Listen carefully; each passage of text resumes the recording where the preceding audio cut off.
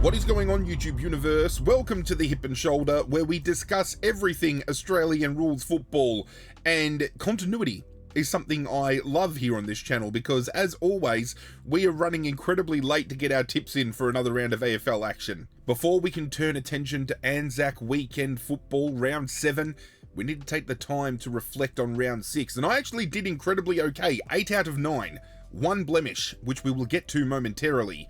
I gave a 25-point buffer to Collingwood for the margin betting of the first game, and they only won by 5 points. A kick after the siren could have tied up the game. Unfortunately, the young kid from Carlton couldn't get the job done, but it was great to see Carlton get around him in that moment. It was great to see Scott Pendlebury go over and get around him as well to ensure him it was okay. Great sportsmanship from an absolute legend of the game. We tipped Geelong, got that right. We tipped Sydney, got that right. We tipped the Gold Coast, we tipped Hawthorn, we tipped Adelaide, we tipped North Melbourne, and then we tipped Brisbane.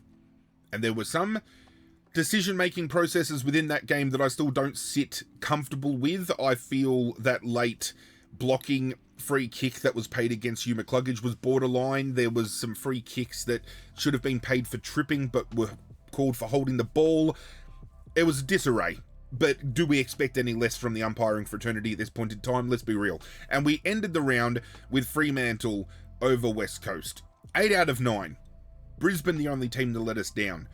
Let's turn attention to the league and see if I was the only one to get that or if we had anybody go completely perfect from start to finish.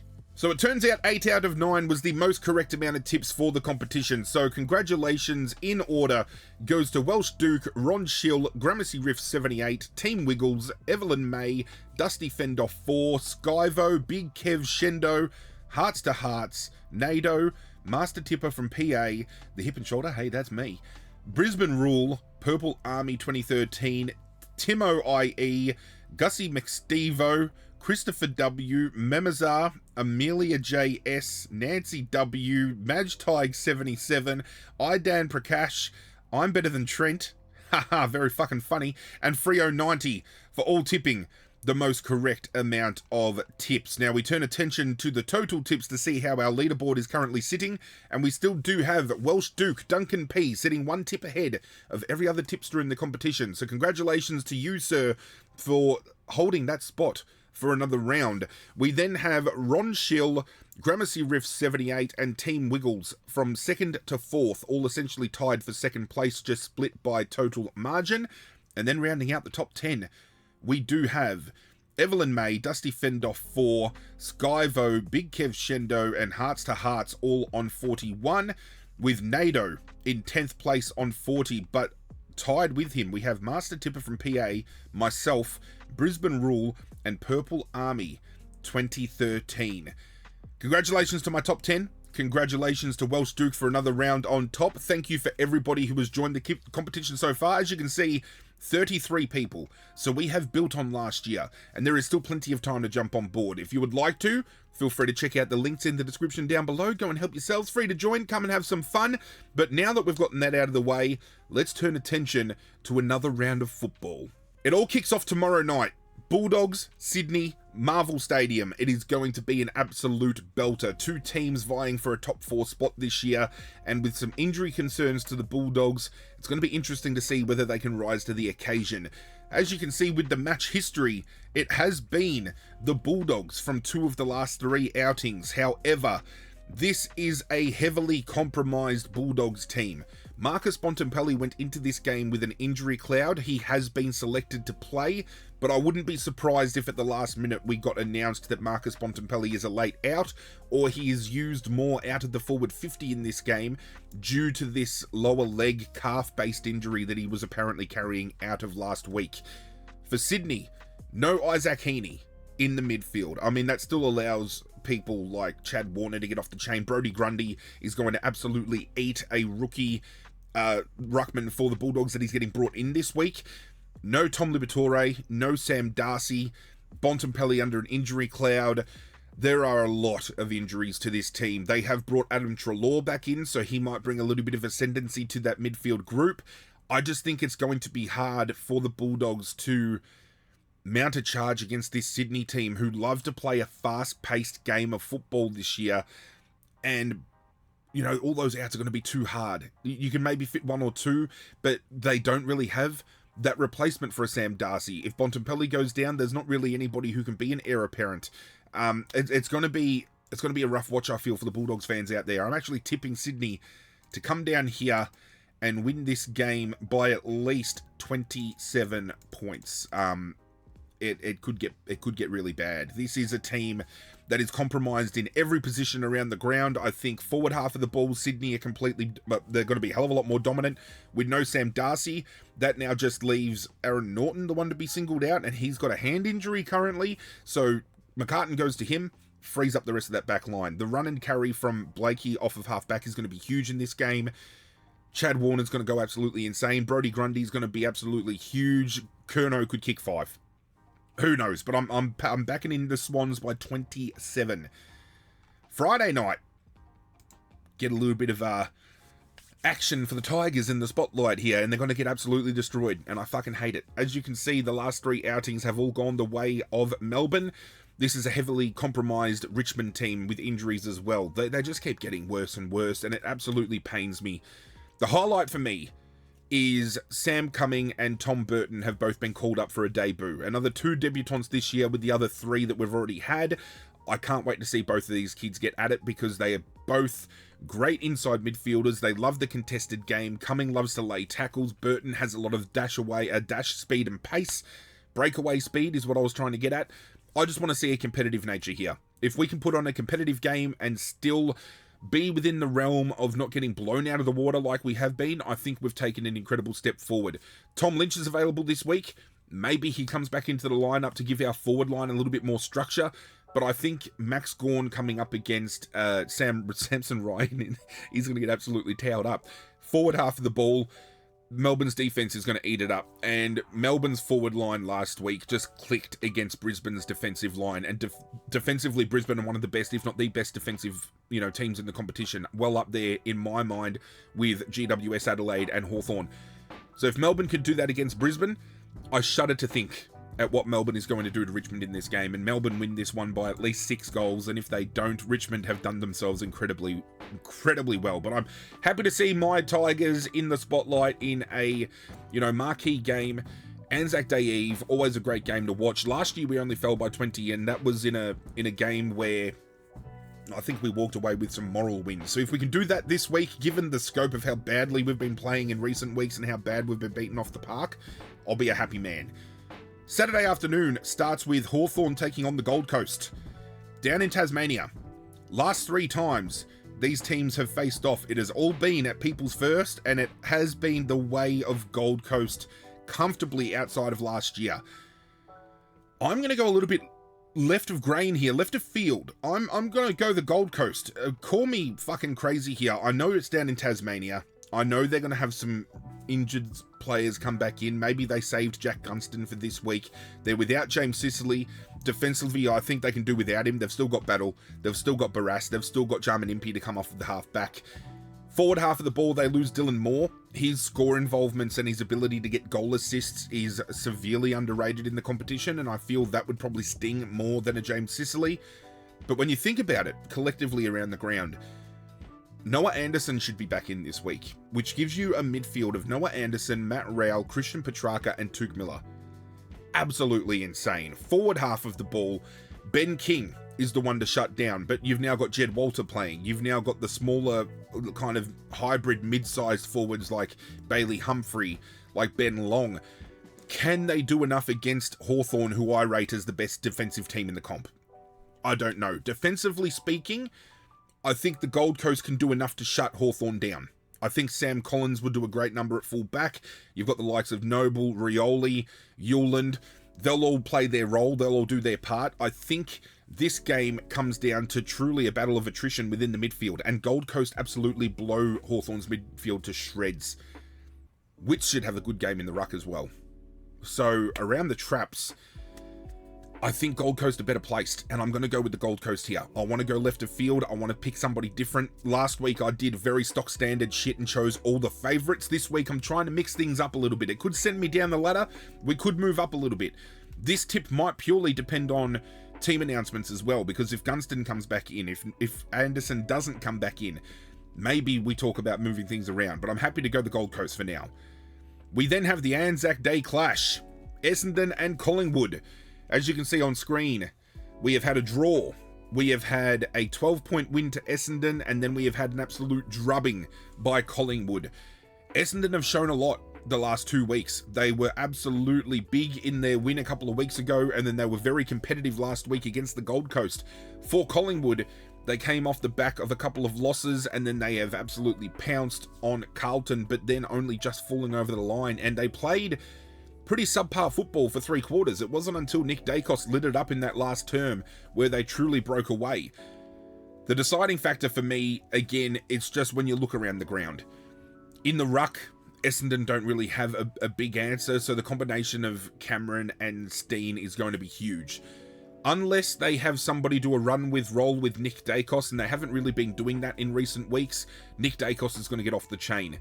Defensively speaking, Collingwood and Essendon have kind of been playing a similar game. Collingwood like to mark the ball, kick backwards and sideways to maintain, and Essendon has been doing that in recent weeks, especially with sending Kyle Langford back into defence. Archie Roberts has really grown into his own this year, but he has done a lot of kick-ins, a lot of rotating the ball backwards and sideways as well. So we're going to see two teams kind of playing a similar game. But when you think about the breakaway ability of Collingwood's forward line, or some would say lack thereof, but when they start getting up and about, especially with momentum on their side, Collingwood is incredibly scary. I feel a Membry could definitely outplay a Mackay. Depending on who Kyle Langford plays on, probably he goes to somebody like maybe a Jamie Elliott, or do you send someone like Archie Roberts to a Jamie Elliott? Elliott's wanting to sit on heads. Mackay could be a stepping ladder for fucking Jamie Elliott this week. Who knows? Very interesting watch. Very competitive game I feel this is going to be, but I'm going to back in Collingwood in a close contest. We then move on to Port Adelaide hosting Geelong at Adelaide Oval. And as you can see, out of their last 5 games for the season, Geelong have only dropped the 1, whereas Port Adelaide have only won 2 of their last 5. And looking at the results, as you can see, they even go to Adelaide and win comprehensively. Geelong all the way here. Port Adelaide are in all sorts. They're going to finish as a bottom 4 team. I am convinced of that. They're going to be able to shut down Zach Butters because he's the only one in that midfield that's really worth, putting a lot of time into. So maybe a Tom Atkins or somebody like that runs with Zach Butters in the midfield. Horn Francis has been playing up forward.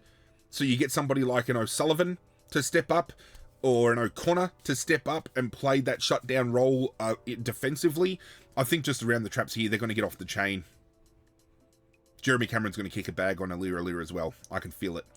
We then move over to Optus Stadium, Fremantle hosting Carlton. Looking at the form guide, it has been all at Fremantle, all at Optus the last 3 that these guys have had, and of the 3, Carlton have actually won twice, which is quite interesting. But you have a look at the scope of how this year has been, and Fremantle win this game very convincingly. They're going to be dominated in the ruck. I don't think Pittonet has the ability to outbeat both Luke Jackson and Mason Cox.